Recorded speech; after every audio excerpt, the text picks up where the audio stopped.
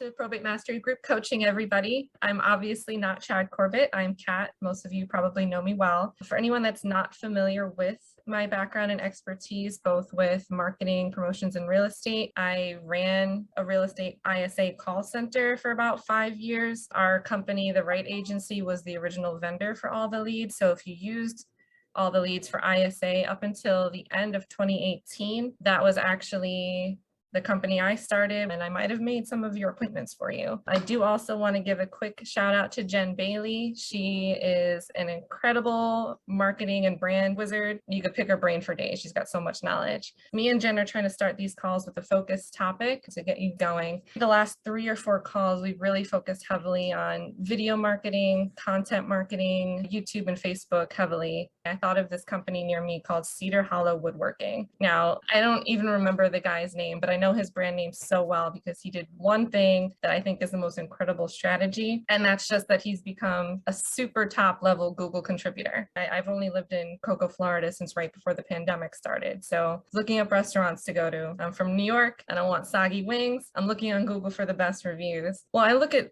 3 or 4 different restaurants reading through the reviews, and I keep seeing the same reviewer come up, Cedar Hollow Woodworking LLC. Every time there's a review from this guy and he's posting pictures at the place, he's giving his feedback, he's talking about his experience with the owners. I click into his Google profile and this guy is really giving honest, genuine, wholehearted reviews about every place he goes to. Now, I know some places are still shut down, but a lot of us are starting to go places again. Now, what if you could use that opportunity to give someone feedback on their business?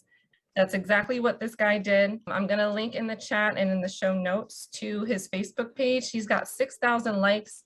It's beautiful cedar woodwork, but you got to think that's a pretty niche product to try to be marketing, and this guy's mastered it. I've watched some of the same places that he's reviewed. He'll turn around and post his progress doing work within their businesses. So now he's become a contractor. For a lot of these places, he's simply gone to Google and left a review and posted some pictures for. So if you guys aren't doing Google reviews, helping people learn the neighborhood they live in, knowing your market well, this is your challenge this week. Get out in your local community, provide value, give other business owners your feedback, and help other people find their businesses. And that reciprocity will come back and help you twofold. The last tip for that is just make sure you set up a Google profile for your business with your business name in it. That way you're leaving that brand impression every time you leave a review. Hey, Katt, could you discuss a little bit about finding VAs, national or American VAs? Sure. So our call center was actually all domestic. We ran the offices. This was based in Rochester, New York, which it did have its advantages. Florida, for example, you have to have consent from both parties to record the conversations. In New York, we didn't for our agent clients. We did work, I would say 95% agents or agents that also invested. It wasn't as frequently investors without a license that they hung somewhere. So, that compliance was really important. All the brokerage information was really important. But we had 2 physical offices based in Rochester, New York. All of our employees were people that we knew face to face. My favorite place to hire was people that came from this third-party call center company called Sutherland Global Services. They're a huge company. If you've ever called your AT&T, Verizon, your car rentals, Home Depot customer service, you've probably reached someone from one of their 3 call centers globally. One's based in Georgia, one's based in New York, and the other's in the Philippines. I came from AT&T B2B sales, which is how I knew so many people from that call center group, people that were already familiar with managing a computer system while they spoke with people, general customer service. A lot of them had the sales experience as well. They weren't afraid or necessarily uncomfortable knowing that the goal of the call was to not necessarily sell something, but at least set up a warm intro to a listing appointment for someone to sell them on their real estate services. As far as recruiting, if you've ever gone to a Walmart or Target and seen one of those display tables set up where you see someone selling the DirecTV special AT&T packages just for the shoppers here today, those people go through vigorous training, these $6,000 or more per trainee, 3 months or more of intensive sales training. And I'm talking Tony Robbins mantra. Those are really some places to look to get someone that's not afraid to be on the phone. We didn't always work probate leads. One agent said she had a probate list and wanted us to call it. And we're like, all right, what's probate? We didn't know. This is before we started doing the calls for all the leads. We called her list for her. As far as the rest of it, shifting them away from that hard sell and kind of molding more towards the chat approach. Set them loose in our Facebook group, let them watch our content. We set appointments, and Chad actually reached out to us like, how is your conversion so damn high? So he started working with our business partner, Brandon, to set up a white label agreement. And honestly, Probate Lists became a primary piece in our business. We had our clients get lists from RedX, Vulcan, Land Voice, Espresso Agent, all these popular places. Some had lists of their own, but it felt like overnight we shifted towards probate leads, and we actually started referring a lot of our clients to purchase probate leads themselves, so we could call those lists too. So training someone to shift from, that bulldog type of sales approach that you might get if you recruit someone who's worked for a heavy sales company like AT&T. It's not hard to take all their sales knowledge and just give them a tweak towards that value first approach. You could literally just let them loose in content that Chad's got out there on YouTube and say, hey, watch this, let's do some role play, and they'll get it. What would you expect to do for compensation costs? We handed over operations of the call center at the end of 2018 officially, but new hires, we started at $14 an hour. Most of them were full-time. The flexibility, I think, was more important than the starting wage. In New York at the time, I believe the minimum wage was $8.50. So we were paying them 70% markup on the minimum wage there. We did offer performance incentive bonuses. A lot of the time when you're calling on behalf of somebody, you can't always get a physical appointment, but we tried. If they landed a physical appointment, we would pay them $40 for a physical appointment after the agent actually was able to make it.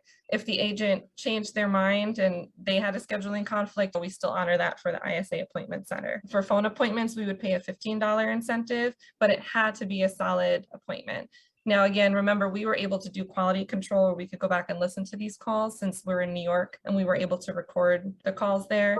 If you're in another state, you don't necessarily have that without qualifying to everyone present on the phone call that you might be recording this for quality assurance purposes. So I do think the incentives were important. I think the flexible schedule was important. The $14 was great, but I'm not going to lie, I do think a lot of the applicants we had that did really well would have accepted the job for a lower starting pay, but they did really well. And I think part of their performance was just their bills were in order. They weren't coming into work stressed out. If they needed to leave to get something done during the workday, we make these calls between business hours, 8 to 4, 8 to 5. Sometimes that's the time where you need to go to a dentist appointment or go fix a flat tire. Just being open to letting people do things that they need to do to keep their life rolling was probably the core value in our recruiting and how we manage our relations with our employees. Do you have any experience with the Philippine call centers?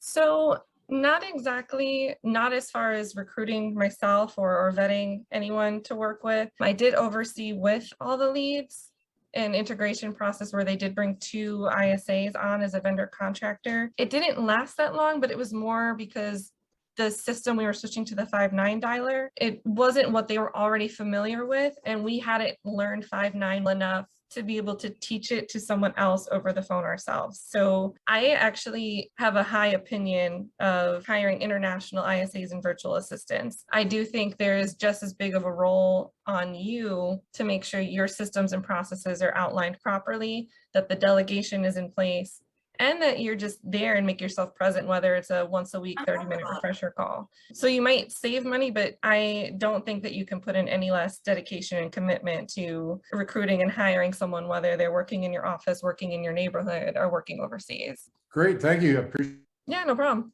So Lynette is asking, where can she find the kindergarten version of this conversation?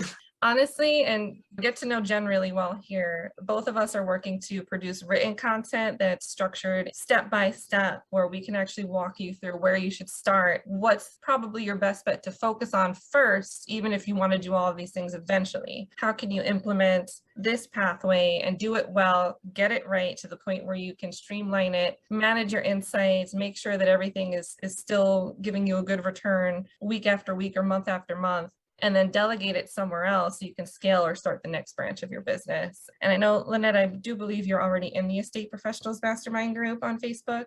Every time we post new content, we're going to be syndicating a post that shows you, hey, we've got this guide this week. We've got these 5 tips. Go visit that group, see what's in there and see what gets your brain going. And if you're stuck, post a comment. It's always really helpful for us to know what to create content around when someone asks that question. So if we were to use a call, an ISA, who would you recommend? You said Sutherland Global Services. Is that what you said? So they're hired by major firms like Forbes, Fortune 500 companies. I wouldn't want to go that far because I'm not sure what exactly your scale would have to be to hire someone there. If you recruit people that are already comfortable selling, but are looking for a change in what their daily work schedule looks like. I know Chad mentioned a couple calls ago and it was genius.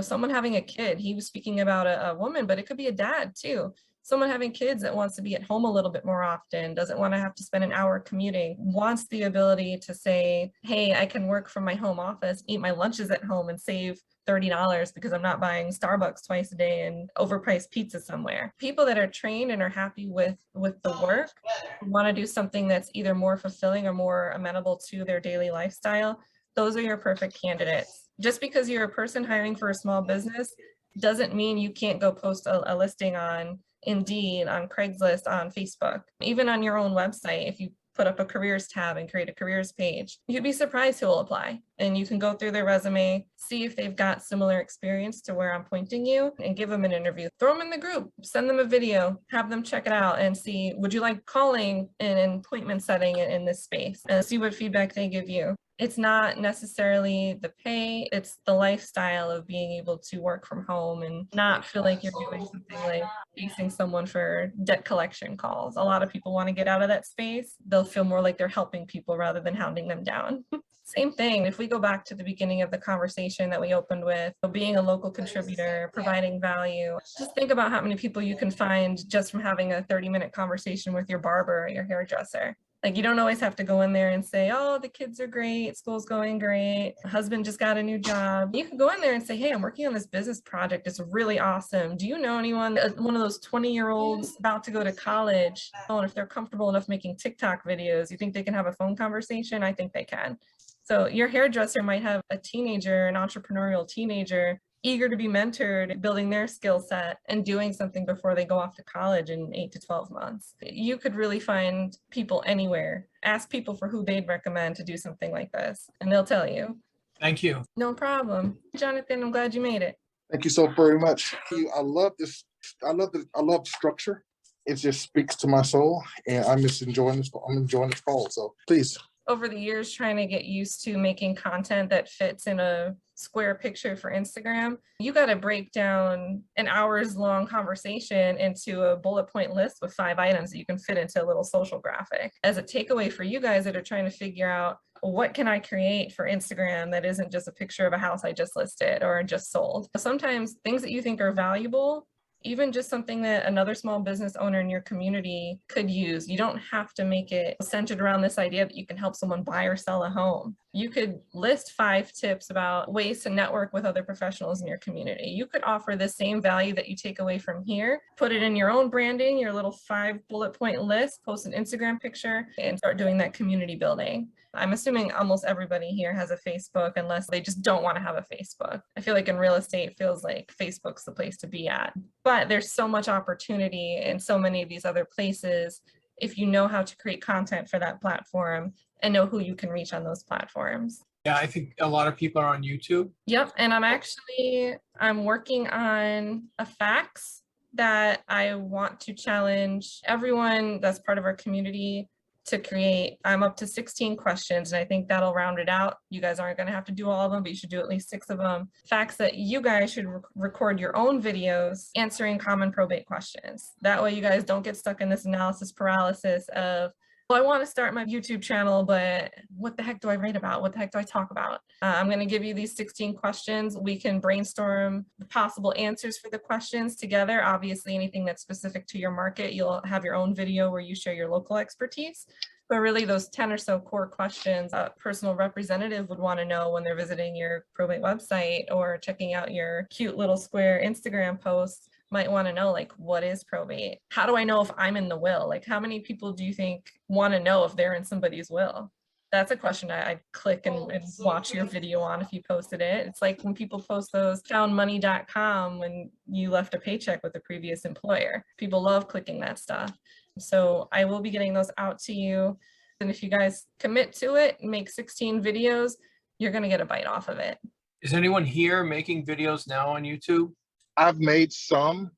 I've slacked up recently, and that was going to be my question. If we already have a YouTube channel, it's fledgling. I don't have 100 subs yet, but would you recommend starting another one just for probate, or just use the existing real estate YouTube channel that we have? So there's several ways you can go about that. I am 100% for making your face the name of the brand. I had to have this conversation with Chad. I'm assuming a lot of you on this call, if you're attracted to the value first approach, it might seem weird to walk around like Jonathan Hawkins. But the point is, when you have, an aspect of your business, a pillar in your business where you're talking about one thing really specifically, say it's probate, and other parts of your business, you talk about, we're going to house hack. We're going to teach you how to do the BRRRR method. These are distinct topics that people might want to consume in chunks at a time and stay within that specific topic. But at the same time, you don't want to lose yourself, your brand, how people will remember that you're the one they got all this valuable information for. I don't think there's anything wrong with having a YouTube channel that's just based on your name or a brand name that you might have already established based around your name. I think the best way to segment your content when you hyper focus in a specific niche is to create a playlist. But I would say do a Jonathan Hawkins YouTube channel. If you want to, you can make it Jonathan Hawkins Property Services, whatever your brand name is. You can put 2 words at the end of your YouTube name to give you that kind of impression of what exactly you focus on. But I'd keep it broad. Don't limit yourself to something that's too focused and will box out potential audience members. And don't forget too, it's your videos themselves that will get the organic traffic. When people are searching for help with probate in Cocoa, Florida, it's your video titles, your video descriptions, your video tags, and any web page that you host that video on. That's what's going to contribute to your SEO and how people will be able to find your content. We want your YouTube name to be something that people can say, hey man, where do you go to learn about this stuff? And someone goes, Jonathan Hawkins, I learned everything from him, he's great. And they can just type Jonathan Hawkins and your YouTube channel will come up. So you've got to look at the way people will intend to find you. Are they looking for you, which is you want your channels to be named that way. And if they're looking for an answer to a question and don't know you yet, or don't know that you talk about this, you want to word your content, title your content in a way that answers their questions that they're looking for. Sounds good. I started to do some YouTube videos and they're horrible, but it's a start, and I am getting, you'd be surprised that Google owns YouTube. So if you're looking for something and you have your tags right and your description on target, you get picked up. It's crazy. You can spend a fortune trying to get your website to get picked up. Forget about it. Just do it through YouTube. It's free. It's incredible. And if you look at, I love market trends. I love news, insights, tech trends. If you look at the insights and the predictions on how people will be consuming content, it's all heavily weighing towards videos that people can consume on the go, right? Who's already established, I would say the number one hold on that's YouTube. And of course, Google's going to want to, if you like YouTube and you use Google's going to want to send you to their own channels. So you keep using Google to keep searching things. So it's a positive feedback loop as long as you put yourself. Google will help you market your own content because it wants people on its platform. I have a trick for that too, Katt, actually. Oh yeah, I'm ready for it. Yeah, and actually probably a lot of you already know this, but you actually just embed the video on your website if you can. If you have the capability to do that, you just embed it there, and then that pops your rankings up just a little bit. And I know, Katt, you have so much more experience with YouTube than I do. And thumbnails. Anybody that can give us some help with them? My thumbnails are horrible. Make them on Canva. There's a lot of templates there. You can just modify them quickly. They're real easy to do. I am a strong believer that you should always have your face in the YouTube thumbnail. I believe the same about even blog and article content. as long as you're speaking from experience. Like if you're getting general information, it doesn't need to have your face plastered all over the blog featured image. I have a ton of experience in the search world, but it's very difficult to start a YouTube channel that is going to get a ton of traffic. If you're a solopreneur, small team, it's going to be more difficult for you. But that's why I agree with everything that you said, Katt, about making sure you put it under your own brand. And my thing is, and this is what I always tell entrepreneurs, is don't spread yourself so thin. It's like putting too little butter on too much toast. If you're trying to do too many things, even learning Canva, like I love Canva. It's actually one of my favorites and I highly recommend it for everybody as well. But even just learning something new, sometimes it's good to just stick with a few things that you know that you're going to do really well. Yeah, absolutely. So Jonathan, the recipe there is get your face in there, because people, I don't know if you've ever looked at a YouTube feed when it recommends things to you. Like how often do you click on the weird legalese sounding, like this is probate with wills and trusts, and it's got the little courtroom. Maybe John can tell me what that thing's called, but I don't click on those videos. They look boring. But when I see a video with Chad's face and John's face on it, and it's like probate attorney tells all, heck yeah, I'm gonna watch that. I want to know what John Fraker's gonna drop on us today. So I mean, having that face in there shows you that it's not some static infographic 1980s job training video, and that text will put those keywords that I might be interested in. So if you're talking about probate, mention probate. If you're talking about something specific to a location, throw that location in there. If you're talking about something cool, like how to build generational wealth through house hacking, that's all you got to say. People that want that content will click it. And don't necessarily be bummed out if you don't get a lot of views. One of YouTube's highest weighted metric is the duration of a video that's viewed. So how long somebody pays attention to your video. You don't want to get a lot of views that drop off in 3 seconds. That looks bad. You want people to watch your video because they want to hear what you have to say. The video. For a video length? Yeah.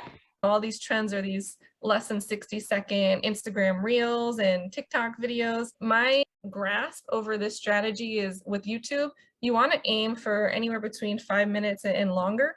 YouTube seems like they're shifting where they want videos to be 15 minutes to an hour. They love this long form webinar, live chat, things that get people to stay on the platform right now. And also because they can insert more ads in people's videos, the longer your video is and the longer people are watching. So YouTube is changing that up. I think you should aim for at least 3 minutes. It's not going to kill you if you put a short video on YouTube. So there really is no definitive answer on how long your content should be. But answer the question you need to answer. Whatever your goal of this video explaining to somebody, get that video recorded, get it done. You can edit out some of the parts where you mess up to shorten it up a bit and keep it really pertinent. But you should have a well-rounded approach. So if you're making something that you can break down in like these probate facts, if you heard earlier, it's 16 different questions. So say, for example, I record a video on each. I'm going to put all of those videos in one playlist. Each of those videos might be anywhere between 2 minutes and 15 minutes, depending on what the question is and how long it takes me to give a satisfactory answer to those questions. I get all those videos uploaded as individual videos, but they're set in a playlist. So if somebody wants to watch all the details, they can. And if they find one offhand, like how do I find out if I'm in a will? YouTube will recommend the next video and it will recommend related videos because it knows all of those videos in that playlist are similar in content. So just by creating a playlist, you're also educating the algorithms on what your content is actually about and how it might relate to what it's grouped with versus what else might be on your channel. After you get the YouTube set up, you can pull sound bites right from your video clips and create those 30-second TikTok videos, those 60-second Instagram videos. Also on YouTube, you can use some tagging tools to get yourself found easier. I threw up a video that has nothing to do with any of this stuff last night, and I used a tool called vidIQ, and I searched for the most found tags, and I put it up less than a day ago. I have 24 views on it because it's tagged properly, and for people who are looking for that content. YouTube it's free advertising.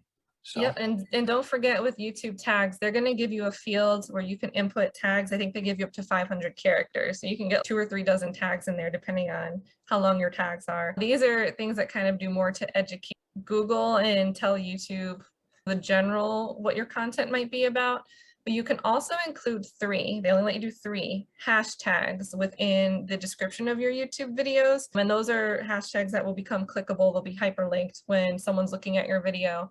Now, when we do probate, it's great. We pretty much own the probate space until you guys all start doing your probate videos, and then you'll start taking some of that space. But those 3 hashtags are really for user navigation. Those are things that people can click. So you want to make those 3 hashtags something that seems relevant to the content, but make them unique enough that if somebody clicks any of those 3 hashtags, they circle back to more of your content.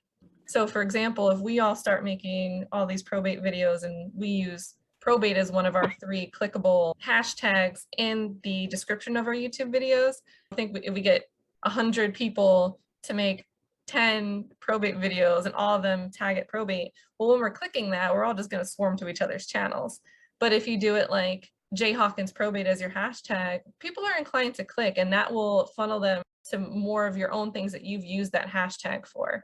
So a good strategy is to treat those 3 clickable hashtags that you get with YouTube as a way to create a mini directory within YouTube that you've tagged all of these other videos with that. It's a subtle way to create a playlist indirectly. And that's a feature. If you haven't tried it, literally all you have to do is add a hashtag with the $ and the word or phrase directly after it, just like you would on Instagram, and add it in the description of your YouTube video. And then when you publish your video and you look at it, you'll be able to click it and it'll show you anything else that's tagged with that same hashtag. But again, you don't want to use those hashtags to give people away to other people's content. So if your content's very much flooded, it gets really competitive, how can you make it more unique and treat it as a directory navigation for other content on your channel? And you can update these. You can just go to the copy of any video, update it anytime. So you can change these hashtags over time. But as far as, what about the people that only like watching things in 30 seconds or less? Find a soundbite from that video and highlight it, crop it, and just repurpose it. Put it on your Instagram Reels, your TikTok. You can even do it on Snapchat. I think they let you load like 10 seconds at a time. But if you put one 30-second video file, it'll automatically create 3 successive snaps for you. Snapchat's a really good way to get hyperlocal. We don't use it too much within what we do with Probate Mastery, just because I'm not able to put Probate Mastery on a local map and say, hey, if you're an agent that wants to learn about this, I'd really only get 10 realtors in the same place and they'd all be stepping on each other's toes in one niche. But Snapchat's a very good place for anyone to do any hyperlocal marketing. There's a couple of guys on YouTube, they're attorneys, and they talk about probate. Most of those videos are 3 to 4 or 5 minutes long. They get to the point, he's an old man. He's not super interesting. There's nothing like crazy about it, but there's a lot of information in that. Right. All the social media guys that I've talked to who do that for a living, you have to have a value add, that video has to be valuable to somebody. And I don't know about you guys, nobody pays attention for long anymore. So you have to get right to the content right away and make it valuable. It's not easy, but you got to start somewhere. And yes, John, go ahead. Okay. One of the things I was going to say is you were talking about attorney videos where the guy's standing in front of a bookcase, or attorneys are just terrible at marketing in general. Maybe they're getting better at law school, but they need you guys. Right. And that's what I'm saying is, for people who are struggling for an idea, why not kill 2 birds with 1 stone? Build a good relationship with probate lawyers in your region and ask them the questions. And when you talk about how long should my videos be, have a conversation, make it fun and interactive and dynamic, help them not be so wooden and stiff. And then maybe in one conversation with them on a YouTube video, you have 5 questions, and then you can chop up each one into its own separate video. So you have one long form, and then you can have local Dallas attorney breaks the secret open on whatever topic people want to know about. Out here, it's the auction process for probates that are limited authority things. Yeah, I'll say pretty much any topic around how fast can I get my money, or how long do I have to wait to get this through the court, is going to be pretty popular content no matter what your market is. I was just going to say, John, those like interview videos are popular. They bring in a lot of people. They're very good. I dropped a link into that attorney who answers all these probate questions. And if you take a look at all of his videos, unbelievably boring, but there's a million videos there, and there's content for you to take from those. Grab that idea and do it on your own. Yep, I think I just want to go over and just make a pretty little checklist of these 16 questions, but I do think probably next week when Chad's back in the picture, it would be a great time for us to, even though we all know what probate is, it could help for us all to brainstorm on how can we make a concise and clear to understand video for the average person to understand what probate is. Someone that would be looking at probate in my zip code, how can I describe probate in a way that answers what they want to know about probate? Things that are common sense to us, working with each other and figuring out the best way to word it and record it and publish it in a way that is sufficiently explanatory for what a regular consumer is looking for is a lot of value there. Sometimes knowing too much is our own Achilles heel, because we can't convey it properly to someone who's looking for the 101 level. And that's exactly the strategy, Dan. We just want to outline these 16 questions and give people the template to work off of. But it's the same thing that you see these attorneys doing. They've broken down their commonly asked questions, and it's great because their assistant, their secretary is probably getting a lot less calls with general questions to their office and a lot more, I'm ready for an actual consultation. I need to take care of this. And it'll help you in the same way as a real estate professional, eliminating some of these questions. Can I sell this house? Do I need to go to court first? And again, you can use these facts as great marketing tools. If one of the questions I included is, do I have to have an attorney? So you'll learn two things from anyone that clicks anything you put in this answer. If they opt in, they probably don't have an attorney. So boom, that this person might become a referral that you can bring and create a relationship with someone in your area. If they don't have an attorney, if you reach out to them, you're not going to get hit with those objections like my attorney's handling everything because they don't have one yet. So frequently asked questions are such a powerful piece of content. They just seem like this little accordion that's pretty concise and short and basic, but they're really powerful. And there's a lot of ways to write them, add in links, incorporate videos, use them in your SEO to bring in inbound traffic and to convert people to opted in leads. They're so powerful. I'm saying the 16 question frequently asked questions that you guys need to make videos around. It's going to end up being a lot more substantial. You guys getting these videos done, getting the raw footage recorded, editing it a little bit and putting it on YouTube in a playlist.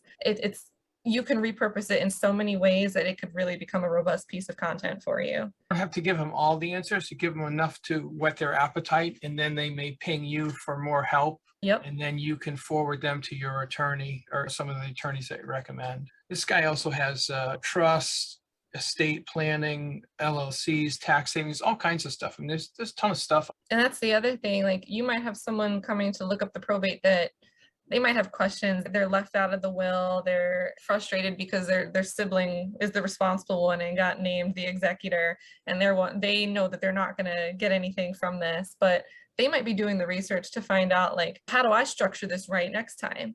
So if you have a frequently asked question listed on your site or as a YouTube video in your market, you could catch that inbound traffic and create an estate planning lead.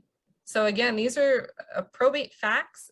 You can use these as content to generate leads for multiple vendor partners, as well as generate leads and know a lot more about them before you actually have your first conversation with them. The YouTube stuff, it's a commitment. It's tough to make those videos every week or a couple every week or whatever.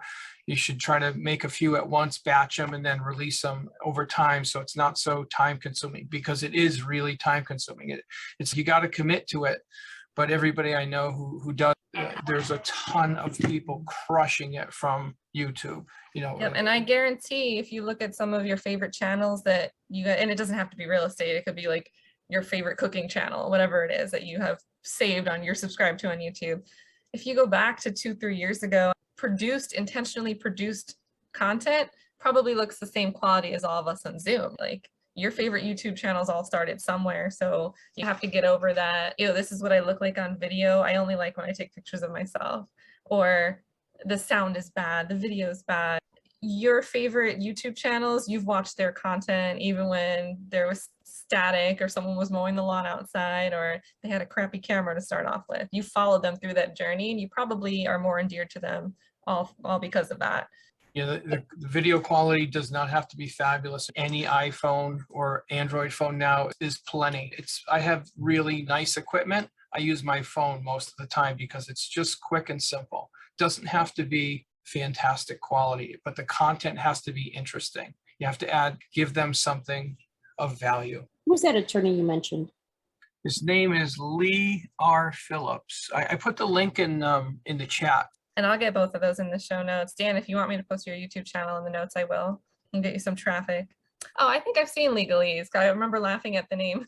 Yeah, he's super dry, super boring, but he's got good content. He seems to know what he's talking about. I threw up some videos a long time ago, 5 years ago, on some repair videos. It's just a little channel I threw together. I have 6 or 7 videos on there. I have 126,000 subscribers, and I haven't been on that channel in 3 years. So if the content is something that someone wants to see, they'll see it. And if you do a search in YouTube, I find my own videos on there. What are you putting in your YouTube descriptions? Like, what, if people watch your video, what can they do next? Depends on what the video is. So some of mine are just descriptions of things to look for in a new house, things to think of when you plan a new house. That helps my channel. And then there's a video of me, like an intro video for the realtor stuff, just like who I am. A lot of times people just like to see who you are because like you, or they may not like you. That's good too. That gets engagement. I had FHA versus conventional mortgage, some property that I sold, an open house I did, some interior design tips. That's it. I've been trying to produce videos a couple of months, but I've just been so busy. That's why I keep saying you have to commit to it. But boy, everybody I know that's committed to it, they're getting tons of work from. Did you feel relieved after you finally got your first video done and just did it? No, I still don't feel relieved. So listen, if I was 25, I'd feel relieved, but I'm not. You're never going to be happy with what you look like unless you're, Brad Pitt. So get over it. You always look at yourself on video. You look very different, but everybody who meets you, they see you, and you just got to get past it. Just forget about it. Just put the damn thing up and move on.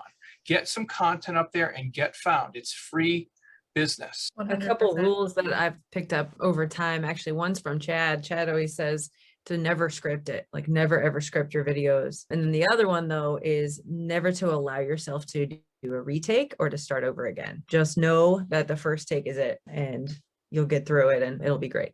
Yeah, that's true. I found I did a video on FHA versus conventional. I look like I'm high on crystal meth because I had to script it because I just didn't know the content well enough. But if you look at my small engine repair video things, it's just, oh yeah, I did this and this because I know the content well. So it helps to know what you're talking about.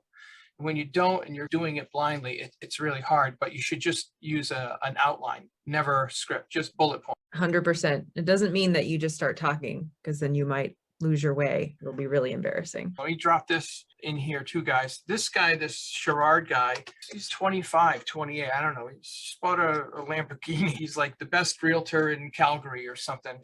No doubt he's up at 4 o'clock and he's one of these type A guys, but he started from nothing and he just does social media all the time. He's crushing it. And you can go to his channel and look at all of his videos. They explain everything. You don't have to take his class.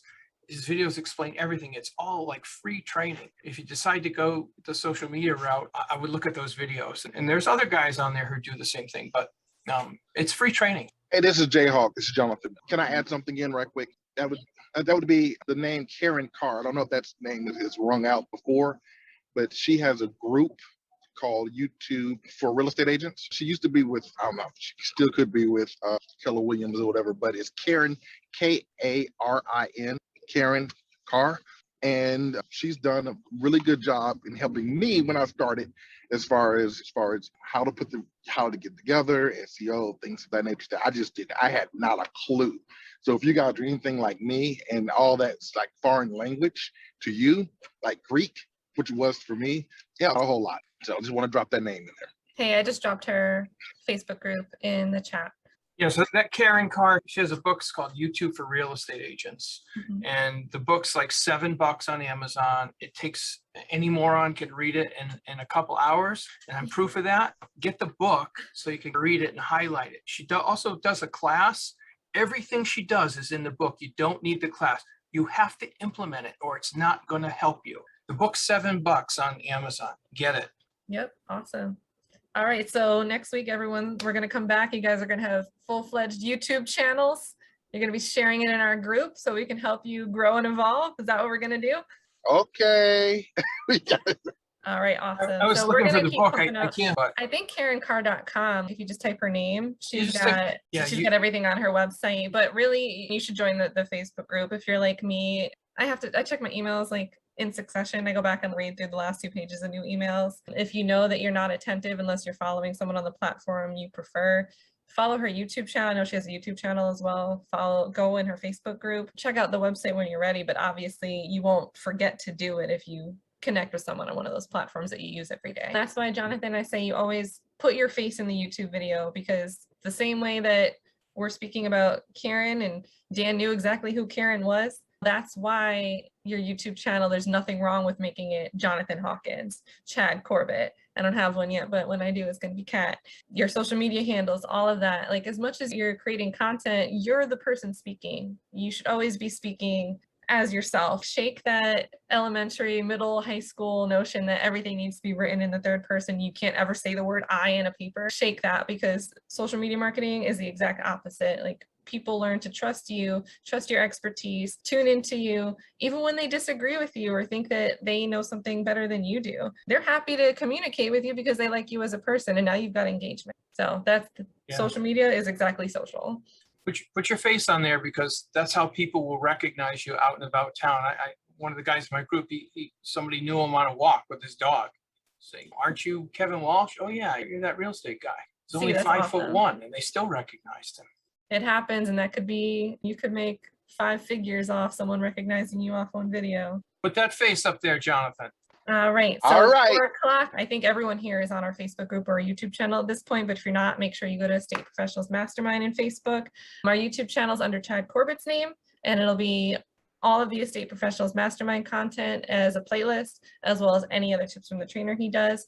And other than that, I'm going to issue this challenge that everyone at least creates their YouTube profile. Get it ready to go, because we're going to hit you with challenges and you're going to be producing content. Until then, we will be back with Chad next week on Tuesday at 3 p.m. Eastern. Thanks for coming. Thanks, Katt. Thanks, Katt.